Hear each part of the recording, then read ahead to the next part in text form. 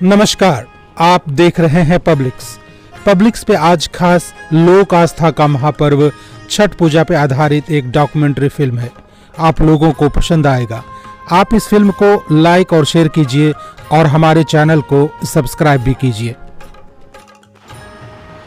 छठ महापर्व का महाप्रसाद ठेकुआ है, जो गेहूं के आटे, गुड़, चावल, छोहारा, किशमिश, बादाम आदि मिलाकर शुद्ध घी में मिट्टी के चूल्हे पे पकाया जाता है।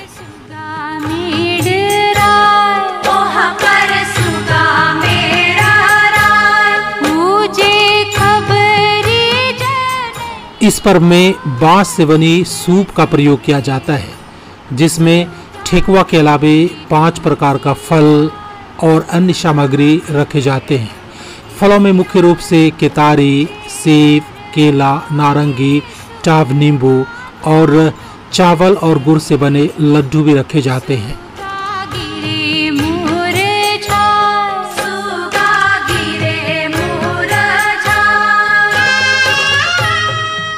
इसके बाद सभी सूपों को एक जगह एकत्रित कर बांस की टोकरी में रखा जाता है या फिर धोती में सभी सूपों को रखकर गठरी बनाया जाता है।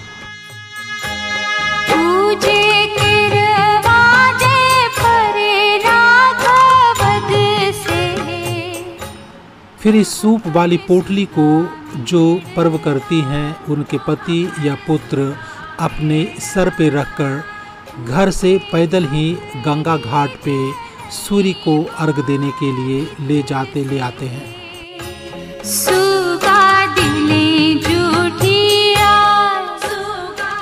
चूंकि यह महापर्व मेरे घर हो रहा है, इसलिए इस पोटली को मैं, मेरा भाई और मेरे भतीजे पैदल ही सूर्य को अर्घ देने के लिए गंगा घाट ले जा रहे हैं।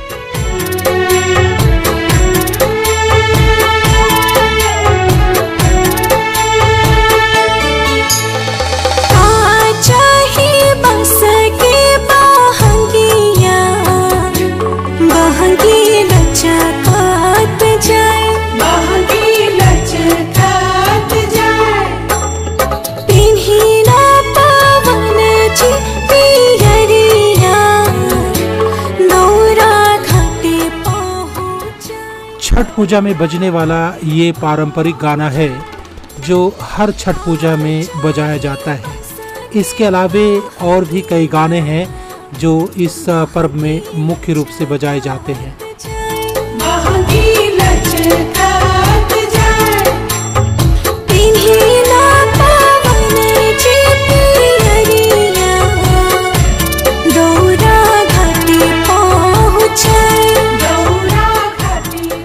सूप की पोटली या टोकरी ढोने वाले को अक्सर पीला पहनने का प्रावधान है, क्योंकि पीला हिंदू पर्व त्योहार में शुद्ध माना जाता है। इसके अलावे टोकरी ढोने वाले अन्य कलर के वस्त्र भी पहनते हैं।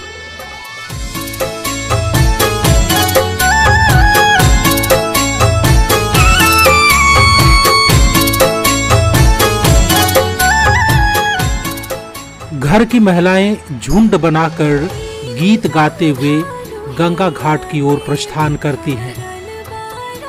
महिलाओं के अलावे घर के अन्य पुरुष और बच्चे भी अर्घ देने के लिए गंगा घाट की ओर प्रस्थान करते हैं।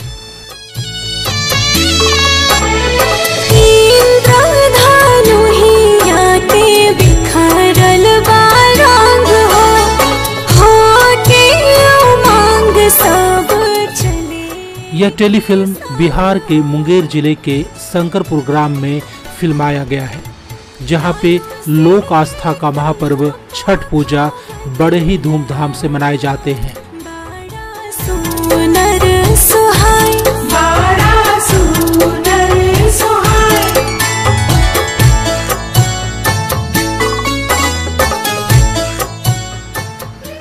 प्रकृति की गोद में बसा हुआ यह गांव बिहार के मुंगेर जिला मुख्यालय से लगभग 3 किलोमीटर पूर्व मुदगल ऋषि आश्रम के आसपास का है। ऋषि मुदगल के नाम से ही इस जिले का नाम मुंगेर पड़ा है। बाजा बाजावाए हो गोदिया में। शंकरपुर गांव उत्तरायणी गंगा के तट पे बसा हुआ है।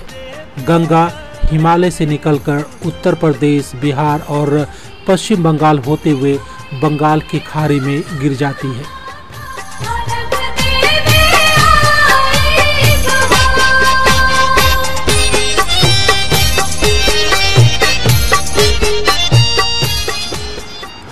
वैसे शंकरपुर उत्तरायणी गंगा के तट पे ही बसी हुई है, लेकिन गंगा की मुख्य धारा गांव से लगभग 1 किलोमीटर पूर्व में है।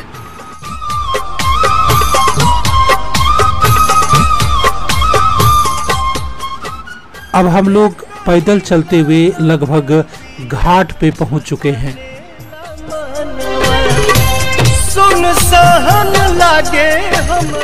अब घाट पे पोटली को रखकर सूप को सजाने का काम किया जाएगा। फिर सूर्योदय होने पे हम लोग सूर्य को अर्घ देंगे। अर्घ देने का अर्थ है सूर्य का जलाभिषेक करना। अब सूर्योदय हो रहा है और सूर्य अभी आधा ही आकाश में निकला हुआ है। कहा जाता है पूर्ण सूर्योदय होने पे ही सूर्य का जलाभिषेक किया जाता है, यानी कि सूर्य को अर्घ दिया जाता है। सूर्य को अर्घ देने से पहले व्रत करने वाली महिलाएं गंगा स्नान कर फिर सूप को हाथों में उठाकर सूर्य के सामने सूर्य की आराधना करती है। फिर घर के अन्य पुरुष पात्र में गंगा जल भरकर सूर्य के सामने ही सूर्य को जलाभिषेक करते हैं। पूजन तेरे बिरवा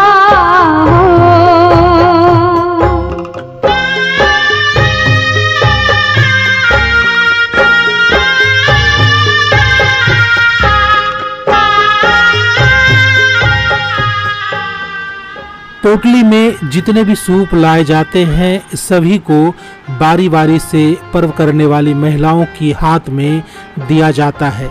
फिर घर के अन्य सदस्य पात्र में गंगा जल भरकर सूर्य का जलाभिषेक करते हैं।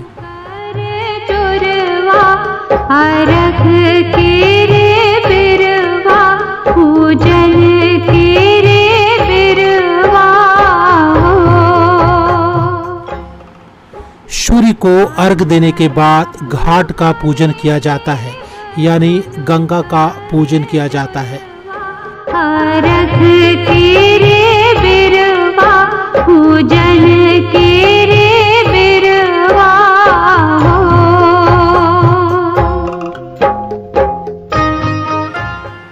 अर्घ देने के बाद पर्व करने वाली महिलाओं के वस्त्र को गंगा जल में धोया जाता है। अक्सर परिवार के सदस्य ऐसा करते हैं। इसके पीछे कहा जाता है कि पर्व करने वाली महिलाओं के वस्त्र धोने से पुण्य का लाभ होता है। गंगा घाट से वापस आकर पर्व करने वाली महिलाएं अपने घर में अपने देवता और पितर को पूजने का काम करते हैं।